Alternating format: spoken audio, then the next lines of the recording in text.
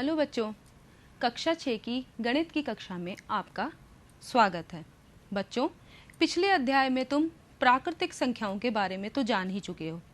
आज हम सीखेंगे कि पूर्ण संख्याएं क्या होती हैं, पूर्ण संख्याओं का हम संख्या रेखा पर प्रदर्शन कैसे कर सकते हैं और क्रमागत पूर्ण संख्याएं क्या हैं और उनसे संबंधित हम छोटे छोटे प्रश्न कैसे हल कर सकते हैं।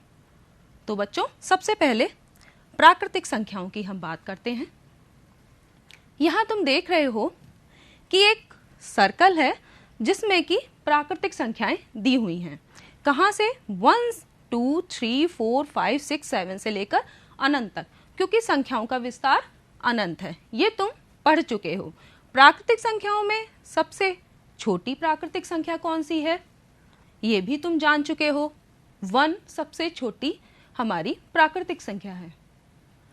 अब बच्चों, क्या केवल हमें किसी भी वस्तुओं को गिनने के लिए या उनको क्रम निर्धारित करने के लिए जो प्राकृतिक संख्याओं की आवश्यकता होती है, उन्हीं से ही हमारा क्या काम चल सकता है?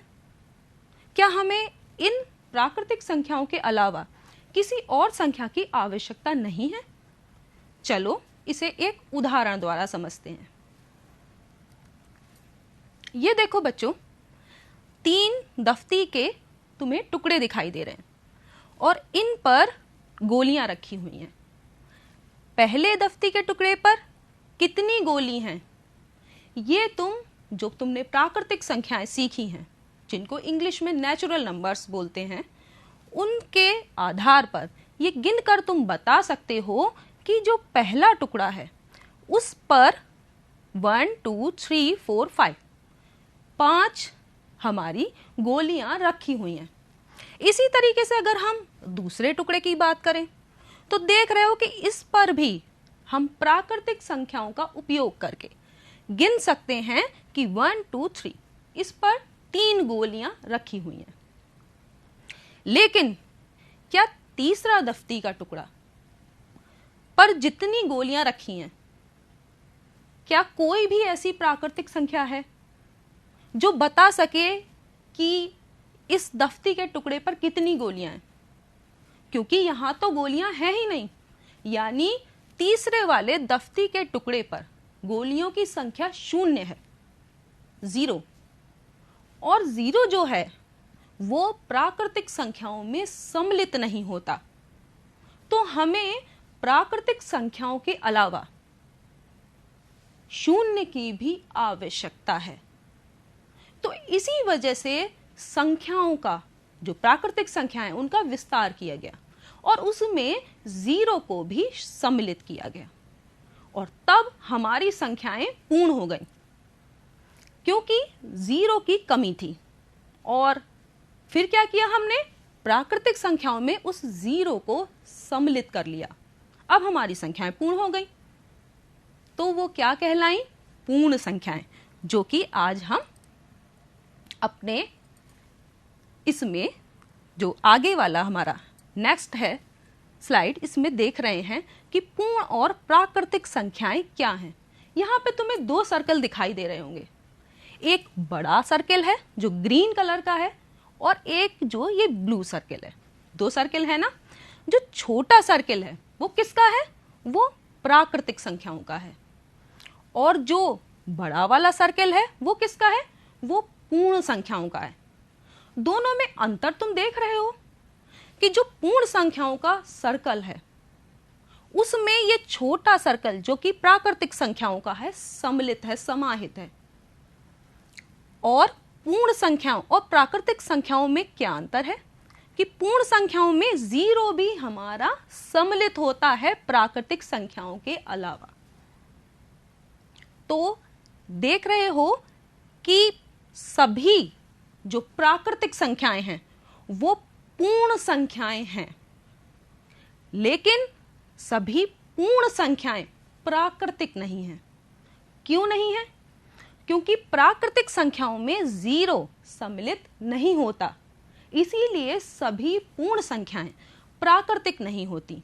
लेकिन सभी प्राकृतिक संख्याएं पूर्ण संख्याएं होती हैं, क्योंकि पूर्ण संख्याओं में 0 के अलावा सभी प्राकृतिक संख्याएं आती हैं। तो हमारी पूर्ण संख्याएं क्या हो गई? 0, 1, 2, 3, 4, 5, 6, 7 से लेकर अनंत तक। ये अनंत का चिन्ह है बच्चों, इसे पहचान लो। अनंत का मतलब है संख्याओं का विस्तार अनंत है। कितनी भी बड़ी पूर्ण संख्या तुम सोच लो अपने दिमाग में, उससे बड़ी भी कोई ना कोई पूर्ण संख्या अवश्य होगी। ठीक है, तो हम सबसे छोटी पूर्ण संख्या कौन सी है ये बता सकते हैं, लेकिन सबसे बड़ी पूर्ण संख्या कौन सी होगी ये हम नहीं बता सकते। अब तुम यहां देख ही रहे हो कि सबसे छोटी पूर्ण संख्या कौन सी है। तो देखो, पूर्ण संख्याओं का प्रारंभ कहां से है? 0 से। तो 0 क्या है? सबसे छोटी पूर्ण संख्या। और सबसे बड़ी की बात करें तो हर एक पूर्ण संख्या, कितनी भी बड़ी आप क्यों ना ले लो, उसकी एक उत्तरवर्ती संख्या, उत्तरवर्ती तो तुम जानते होगे, यानी किसी भी संख्या के ठीक बाद आने वाली संख्या, जिसको इंग्लिश में सक्सेसर बोलते हैं। तो हर एक पूर्ण संख्या की, कितनी भी बड़ी पूर्ण संख्या आप सोचें, उसकी उत्तरवर्ती संख्या भी अवश्य मौजूद है। तो हम सबसे बड़ी पूर्ण संख्या नहीं बता सकते, लेकिन सबसे छोटी पूर्ण संख्या अवश्य बता सकते हैं। तो बच्चों, तुम समझ गए होगे कि पूर्ण संख्याएं क्या होती हैं और पूर्ण संख्या और हमारी जो प्राकृतिक संख्या हैं इनमें क्या अंतर है। तो चलो बच्चों, अब आगे हम नंबर लाइन पर पूर्ण संख्याओं को कैसे दिखाएं ये सीखेंगे। ये देखो बच्चों, संख्या रेखा हमारी पूर्ण संख्याओं की है। चलो इसे हम एक मॉडल द्वारा सीखते हैं। ये देखो बच्चों, पूर्ण संख्याओं का संख्या रेखा पर प्रदर्शन का एक ये मॉडल है। इस मॉडल में तुम देख रहे हो कि ये तुम आसानी से अपने घर पे बना सकते हो। उसमें क्या करना है, एक लकड़ी का बोर्ड लो जो तुम्हारे घर पे होता ही है, 2 कीलें लेनी है और एक धागा, एक दफ्ती का या फिर मोटे कागज का एक पॉइंटर बना सकते हो।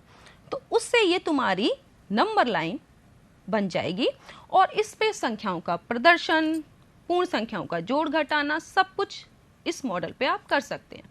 आप इसे कॉपी पे भी बना सकते हैं। तो बच्चों, ये देख रहे हो कि इस समय हम 0 पे हैं।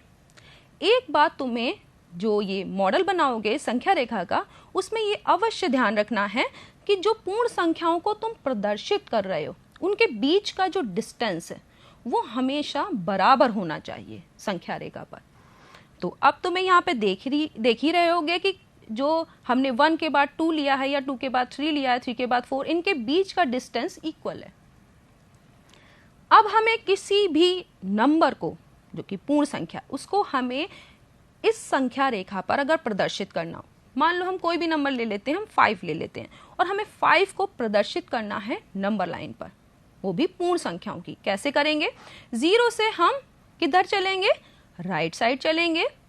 1, 2, 3, 4, 5।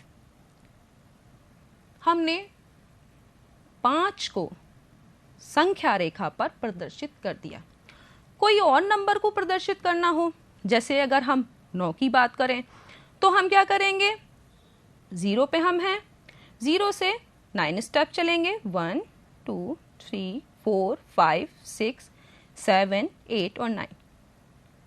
देखा बच्चों, कितना आसान है नंबर लाइन पर पूर्ण संख्याओं को प्रदर्शित करना। अब ये देखो सामने, इसमें यहां पर नीचे भी एक नंबर लाइन बनी हुई है, कुछ डॉट्स लगे हुए हैं। यहां पर कुछ पूर्ण संख्याएं मिसिंग हैं। उनकी जगह पे क्या लिखा हुआ है? A, B, C और D। अब तुम्हें बताना है कि A किस पूर्ण संख्या को प्रदर्शित करता है, B किस पूर्ण संख्या को प्रदर्शित करता है, C किस पूर्ण संख्या को प्रदर्शित करता है और D किस पूर्ण संख्या को प्रदर्शित करता है। तो सामने तुम पूर्ण संख्याओं की संख्या रेखा देख ही रहे हो। 0 के बाद 1 आता है जो उसके ठीक बाद है, यानी 0 का सक्सेसर, उत्तरवर्ती। 1 के बाद क्या आएगा? तो तुम आसानी से बता दोगे कि 1 के बाद 2 आएगा, यानी 2 जो है वो एक ए जो लिखा हुआ है इसकी जगह पे क्या आना चाहिए, यहां पर कौन सी पूर्ण संख्या आनी चाहिए, 2, यानी 2 जो है वो ए के स्थान पर आएगा और बी के स्थान पर जान ही गए होंगे कि यहां पर हम क्या लेंगे, 3, फिर 4, फिर 5, सी की जगह पे 6, फिर 7, 8 और डी की जगह पे कितना लोगे, 9, फिर 10। इस तरीके से अगर हमसे पूछा जाए कि कोई भी दिया हो कि डी किसको प्रदर्शित करता है, कौन सी पूर्ण संख्या को प्रदर्शित करता है, तो तुम आसानी से नंबर लाइन पे बता सकते हो कि डी जो है उसकी जगह पे कौन सा पूर्ण संख्या आएगी, उसकी जगह पर 9 आएगा। तो ये तुम अच्छे से जान गए होगे कि हम पूर्ण संख्याओं को संख्या रेखा पर कैसे प्रदर्शित कर सकते। तो ये बहुत आसान है। अब हम सीखेंगे कि क्रमागत पूर्ण संख्याएं क्या होती हैं। ठीक है, तो चलो सीखते हैं क्रमागत पूर्ण संख्याओं के बारे में। तो सबसे पहले हम इसे नंबर लाइन पर देखते हैं। ठीक है, तो नंबर लाइन तो तुम जान ही गए हो क्या है। मान लो अगर हम 3 पे हैं इस टाइम, अगर हम 3 में 1 और ऐड कर दें, ठीक है, तो हम कहां आ जाएंगे, हम 4 पर आ जाएंगे। अगर हम 4 में 1 और ऐड कर दें तो हम किस पे आएंगे, 5 पे। तो तुम देख रहे हो कि 3 में हमने 1 और ऐड करके हम 4 पे आ गए, 4 में 1 ऐड किया 5 पे आ गए। तो 4 क्या है, 3 के ठीक बाद आने वाली संख्या, और 5 क्या है, 4 के ठीक बाद आने वाली संख्या।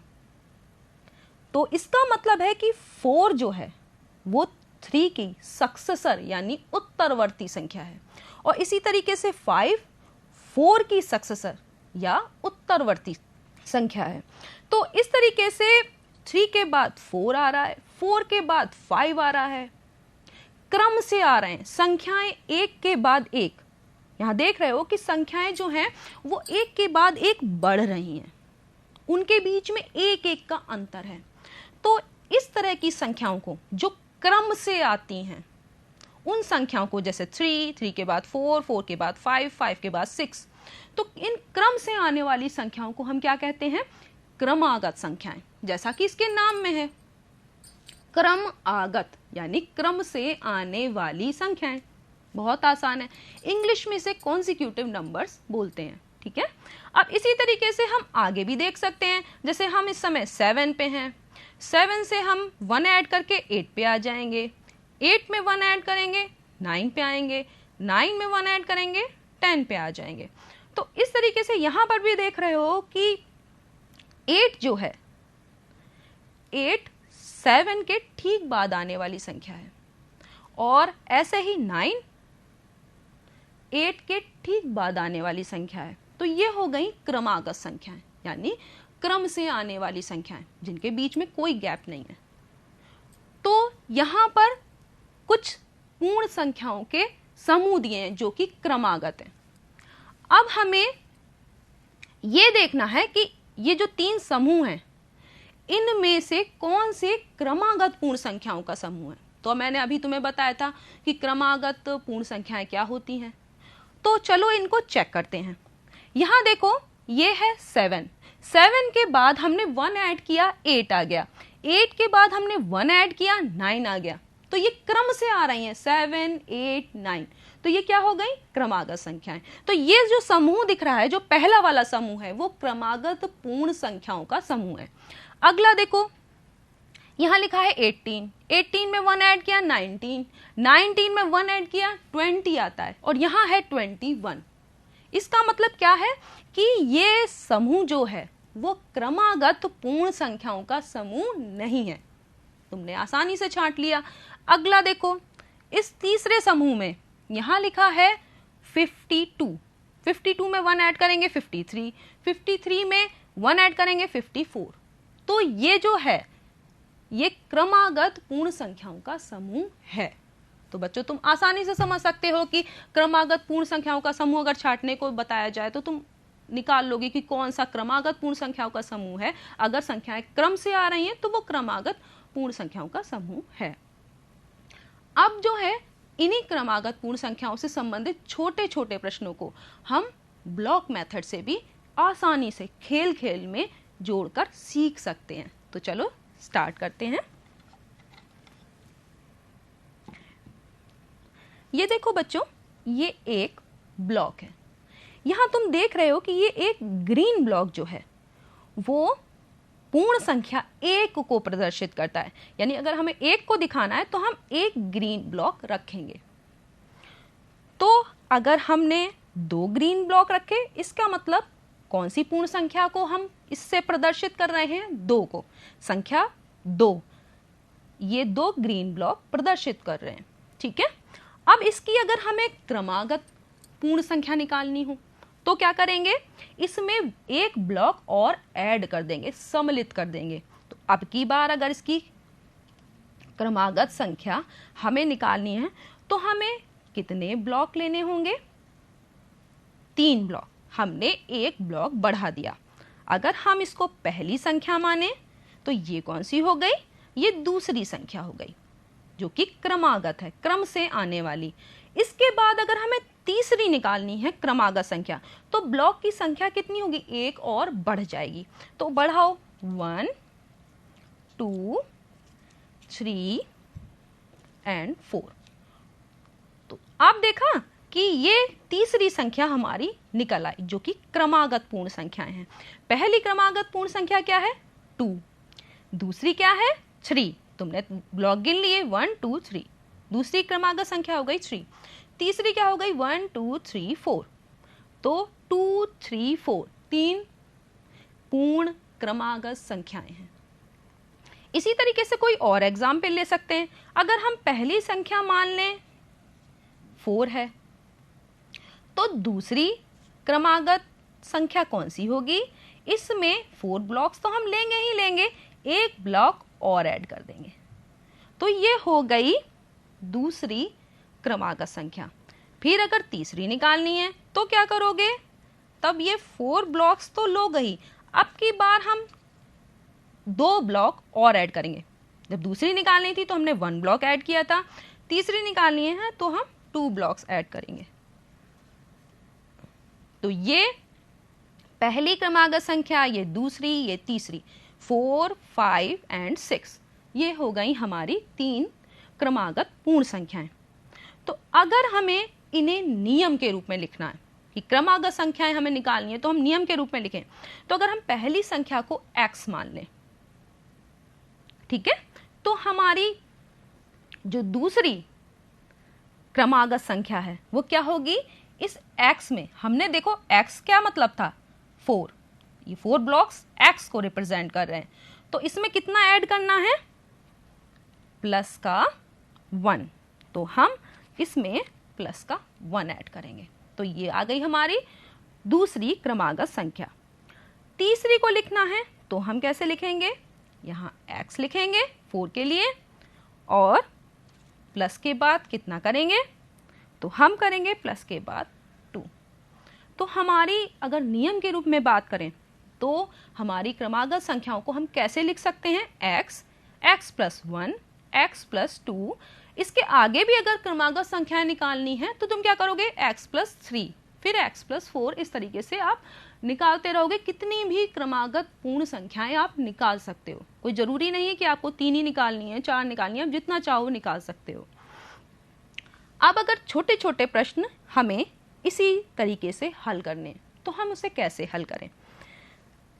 ये हम हटा देते हैं और फिर हम देखते हैं कि क्रमागत संख्याओं से संबंधित प्रश्न कैसे हल करें इसी तरीके से।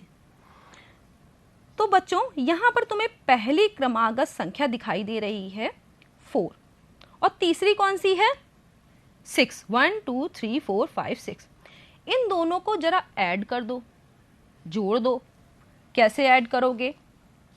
पहली संख्या, ये हमारी दूसरी है, और ये तीसरी संख्या, इन दोनों को हमने ऐड किया, तो हम इन ब्लॉक्स को भी ऐड कर देंगे। अब हम जो हैं ये सारे ब्लॉक्स इस तरफ ले आते हैं, पहली और तीसरी क्रमागत संख्या के ब्लॉक्स, ये हमने ऐड कर दिए।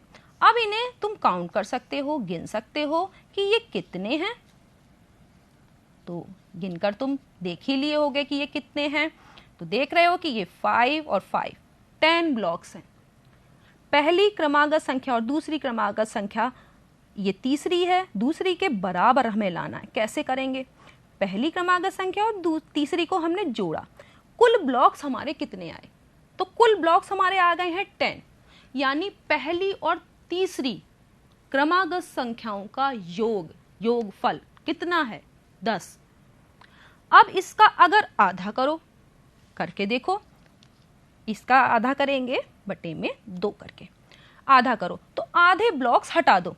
देखो 5 ब्लॉक्स ये हैं, 5 ये हैं, हमने हटा दिए। इस वाले को जिसमें हमने पहली क्रमागत संख्या और तीसरी संख्या को जोड़कर उस योगफल का आधा किया था, उसको दूसरी से कंपेयर करो, तुलना करो, तो क्या निष्कर्ष तुम्हें निकल रहा है कि दूसरी क्रमागत संख्या हमारी 5 है और पहली और तीसरी के योगफल का आधा भी 5 है। इसका मतलब है कि अगर हम कोई 3 क्रमागत संख्याएं लें तो पहली और तीसरी के योगफल का आधा करने पर हमें बीच वाली क्रमागत संख्या यानी दूसरी क्रमागत संख्या प्राप्त हो जाती है। ठीक है, तो अगर इस तरीके का कोई और क्वेश्चन हो कि जैसे जिसमें दिया ही हुआ हो कि पहली और तीसरी का योगफल कोई भी है, मान लो हमने 6 मान लिया, इनको हटा देते हैं, पहली और तीसरी का योगफल 6 है, तो हम 6 ब्लॉक्स ले लेंगे। ठीक है, ये क्या है हमारा? पहली और तीसरी का योगफल। अब हमें निकालनी है सारी क्रमागत संख्याएं, तीनों, पहली भी, दूसरी भी और तीसरी भी। तब क्या करें? तो योगफल का मैंने बताया था कि आधा करना है। आधा कैसे करोगे? ये योगफल है, इसका आधा, ये योगफल दिया हुआ है, आधा करो तो क्या करोगे? 3 ब्लॉक्स हो जाएंगे। तो ये 3 ब्लॉक क्या हो जाएंगे? ये आ जाएगी हमारी दूसरी क्रमागत संख्या। ठीक है, जब हमने पहली और तीसरी का योगफल जो कि दिया हुआ था उसका हमने आधा कर दिया, वो आ गई हमारी बीच की यानी दूसरी क्रमागत संख्या। अब हम क्या करेंगे? पहली और तीसरी कैसे निकालें? तो बच्चों बहुत आसान है। देखो, पहली और तीसरी निकालने के लिए जो दूसरी क्रमागत हमारी संख्या आई है उसके ठीक एक पहले वाली संख्या यानी उससे ठीक एक कम, जिसको हम पूर्ववर्ती संख्या भी कहते हैं, तो वो होगी पहली संख्या। यानी इसमें अगर 3 ब्लॉक्स हैं तो इसमें कितने होंगे? 2, एक कम। और तीसरी जो क्रमागत संख्या होगी उसमें एक ब्लॉक ज्यादा होगा क्योंकि वो 1 ऐड करने पर प्राप्त होगी। तो हम इसमें कितने रखेंगे? 1, 2, 3 एंड 4, 4 ब्लॉक्स रख देंगे। तो अब तुम्हें अगर हमारे पास कोई क्वेश्चन था जिसमें कि पहली और तीसरी का योगफल दिया हुआ था तो हमने क्या किया? उसका आधा कर दिया, वो आ गई हमारी बीच की संख्या।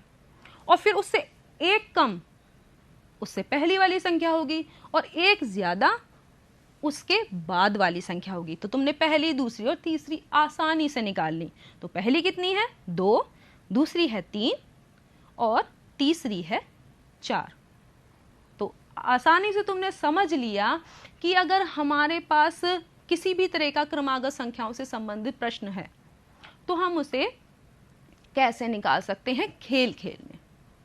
तो बच्चों तुम समझ गए हो। आगे अब हम पाठ को दोहराते हैं कि हमने कितना सीखा। तो बच्चों हमने सीखा कि अगर शून्य को प्राकृतिक संख्याओं में अगर हम सम्मिलित कर दें, ठीक है, प्राकृतिक संख्या तो तुम जानते ही हो 1 2 3 4, अगर उसमें शून्य को भी अगर हम सम्मिलित कर दें तो जो संख्याएं प्राप्त होती हैं उनको हम क्या कहते हैं? पूर्ण संख्याएं। इंग्लिश में इसे क्या कहते हैं? Whole numbers.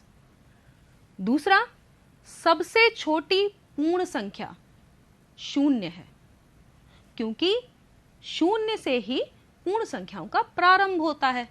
तो सबसे छोटी पूर्ण संख्या क्या होगी? शून्य होगी। कोई भी पूर्ण संख्या सबसे बड़ी पूर्ण संख्या नहीं होती क्योंकि उसकी भी उत्तरवर्ती एक पूर्ण संख्या होती है। जैसे कोई भी तुम बड़ी से बड़ी पूर्ण संख्या लो, अभी मैंने बताया था, तो उसके ठीक बाद आने वाली यानी उसकी सक्सेसर भी मौजूद होगी। तो सबसे बड़ी पूर्ण संख्या हम नहीं निकाल सकते, सबसे छोटी अवश्य निकाल सकते हैं, वो 0 है। क्रम से एक के बाद एक आने वाली संख्याएं क्रमागत संख्याएं कहलाती हैं। यानी जैसे कि कोई भी उदाहरण ले सकते हो, अभी हमने करके ही देखा है, 2, 3, 4 या 51, 52, 53, कोई सी भी बड़ी से बड़ी कोई भी ले लो और क्रम से आ रही हो तो वो संख्याएं क्या कहलाएंगी? क्रमागत संख्याएं। आगे 3 क्रमागत पूर्ण संख्याओं में बीच की संख्या पहली व तीसरी संख्याओं के योगफल का आधा होती है। यानी कोई भी हम 3 क्रमागत पूर्ण संख्याओं का समूह ले लें और पहली और तीसरी संख्या का योग करें, योग करने के बाद जो योगफल आए उसका आधा कर दें, तो वो किसके बराबर होगा? वो बीच वाली संख्या के बराबर होगा। तो और उससे जैसे कि अभी बताया था कि पहली संख्या भी निकाल सकते हैं, दूसरी भी निकाल सकते हैं और तीसरी भी, सभी क्रमागत संख्याओं को निकाला जा सकता है। तो बच्चों, जो आप सीख चुके हैं उसके बाद अपने ज्ञान को परखने के लिए कुछ क्वेश्चन अपनी पाठ्य पुस्तक से कर सकते हैं और कुछ यहाँ पर दिए हुए हैं। पहला क्वेश्चन है, संख्या रेखा पर निम्नांकित पूर्ण संख्याओं को प्रदर्शित करो। तो बच्चों, तुम्हें संख्या रेखा तो बनानी आ गई है, आप मॉडल विधि से बनाकर भी देख सकते हो, आप अपनी कॉपी पे भी बनाकर देख सकते हो। बस ये ध्यान रखना कि जब हम पूर्ण संख्याओं को प्रदर्शित करेंगे तो उनके बीच की दूरी संख्या रेखा पर अवश्य समान होनी चाहिए, ये ध्यान रखना। फिर आसानी से तुम 0, 1, 2, 3, 4 जो लिखा हुआ है इन सबको प्रदर्शित कर सकते हो। अगला देखो, दूसरे में है, प्राकृतिक संख्याओं के समूह में किस संख्या को सम्मिलित कर लेने पर वह पूर्ण संख्याओं का समूह बन जाती है। तो प्राकृतिक संख्याएं तो तुम जानते हो, 1, 2, 3, 4 से लेकर अनंत तक। अब हम इसमें क्या और शामिल करें, क्या और सम्मिलित करें, कौन सी संख्या सम्मिलित करें कि वो पूर्ण संख्याएं बन जाए? तो जान ही गए होगी कि हमें कौन सी पूर्ण संख्या को सम्मिलित करना है। ठीक है, 54 से प्रारंभ होने वाली 4 क्रमागत संख्याएं बताइए। तो 54 के बाद क्रम से आने वाली संख्याएं कौन कौन सी हैं? तो तुम समझ गए होगे, 4 क्रमागत संख्याएं निकालनी है। ठीक है, तो इसके ठीक बाद आने वाली संख्या, फिर उसके ठीक बाद आने वाली, इस तरीके से तुम्हें लिखना है। अगला देखो, कोई भी 3 क्रमागत पूर्ण संख्याएं लीजिए, पहली व तीसरी संख्या को जोड़िए, योगफल का आधा कीजिए। और कोई भी आप 3 क्रमागत संख्याएं ले सकते हैं जो भी आपके मन में हो, उनका योग करना, योगफल का आधा करना और आधा करने के बाद बीच वाली संख्या से तुलना करना, फिर देखना क्या निष्कर्ष निकलता है। तो बच्चों, पूर्ण संख्याओं के बारे में तुम जान गए होंगे कि पूर्ण संख्याएं क्या होती हैं, संख्या रेखा पर हम उन्हें कैसे प्रदर्शित कर सकते हैं और क्रमागत पूर्ण संख्याएं क्या हैं। आज के लिए इतना ही, धन्यवाद।